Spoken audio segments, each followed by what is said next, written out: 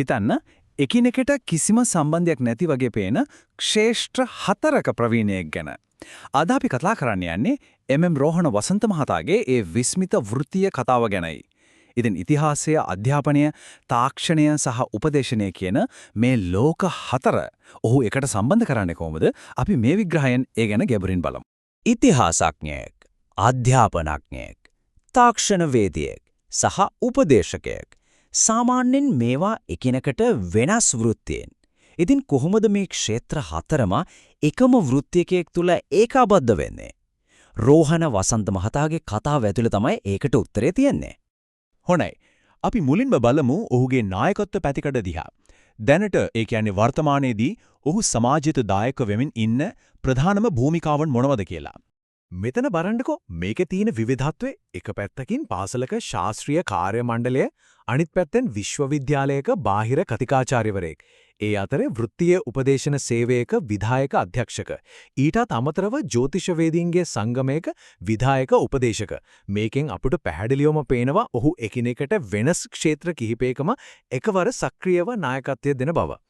ඉතින් මේ හැම වෘත්තීය භූමිකාවකටම අවශ්‍ය අත්විවරම වැටෙන්නේ කොහෙන්ද? ඒ තමයි ඔහුගේ ශාස්ත්‍රීය හා අධ්‍යාපනික පසුබිමෙන්. ඇත්තටම ඔහුගේ මේ මුළු ගමනම පටන් ගන්න ඉතිහාසයේ විෂයත් එක්ක.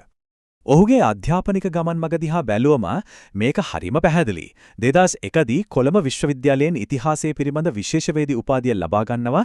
ඊට පස්සේ 2013 දී ශාස්ත්‍රීය වෘත්තියට ඇතුළත් වෙනවා. 2017 වෙද්දී අධ්‍යාපනය පිළිබඳ පශ්චාත් උපාධි ඩිප්ලෝමාවකුත් සම්පූර්ණ කරලා ඒ දැනුම තවත් ශක්තිමත් කරගන්නවා. මේක තමයි න්‍යායාත්මක දැනුම ප්‍රායෝගිකව යොදා ගන්න දක්ෂ අධ්‍යාපනඥයෙක් බවට පත්වීමේ පැහැදිලි කතාව. දැන් ඔයාලට හිතෙන්න පුළුවන් ඉතිහාසඥයේ කොහොමද අනාගතයත් එක්ක ගනුදෙනු කරන්නේ කියලා.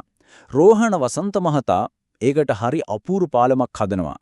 ඒ තමයි පර්යේෂකයාගේ භූමිකාව නූතන තාක්ෂණ වේදියාගේ කුසලතා එක්ක එකතු කරලා.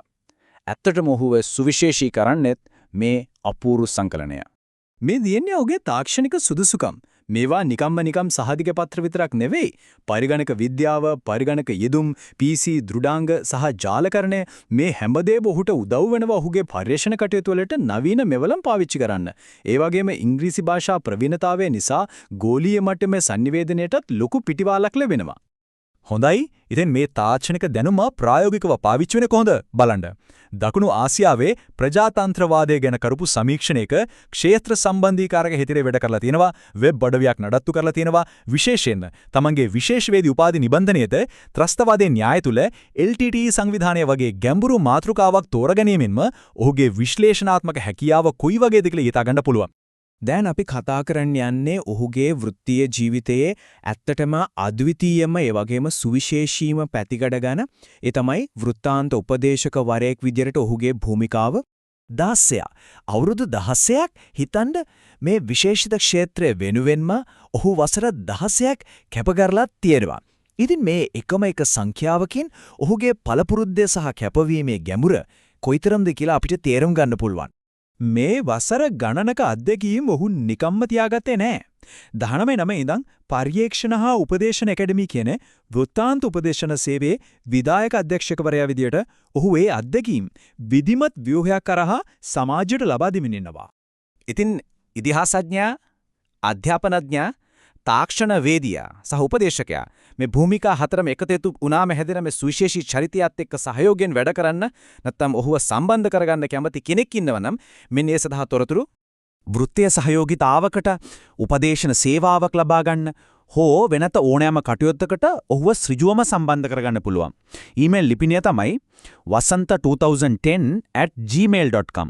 එහෙම නැත්නම් +9 4 7 1 4-1-6-1-0-8 කියන WhatsApp අංකයෙන්ොත් ඔව සම්බන්ධ කරගන්න පුළුවන්.